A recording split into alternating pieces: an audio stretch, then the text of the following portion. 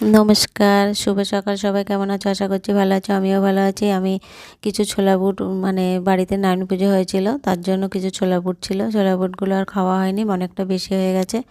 তাই ভাবলাম এগুলোই আজকে রুটির সঙ্গে তরকারি বানিয়ে নিই। এটা তো নিরামিষ পদেই রান্না করতে হবে, পেঁয়াজ রসুনের সঙ্গে লাগানো যাবে না। একজন বলছে ভাজতে, একজন বলছে তরকারিতে দিতে। আমি সেটা না করে আলু দিয়ে সকালবেলা রুটির সঙ্গে তরকারি বানিয়ে ফেললাম আর রুটি বানিয়ে নিলাম। কেমন হলো কমেন্টে জানাবে, ভালো লাগলে লাইক কমেন্ট শেয়ার করে দেবে। আর এইভাবে যদি ছোলা বুট পুজোর বেঁচে যায়, কে এইভাবে খাও কমেন্টে জানাবে। আমার ছোলা বুট বাড়িতে পুজো হলে বেঁচে গেলে আমি কিন্তু সকালে সেটা তারপরে তরকারি বানিয়ে খাই। পুজোর 3 দিন পরে তরকারিটা বানিয়েছি। এবার বৌমা শ্বশুরকে গুছিয়ে পরিবেশন করলাম। এবার কেমন হয়েছে খেয়ে বলবে। আমি তো আগে একটু খেয়ে দেখেছি, খেতে কিন্তু খুব সুন্দর হয়েছিল।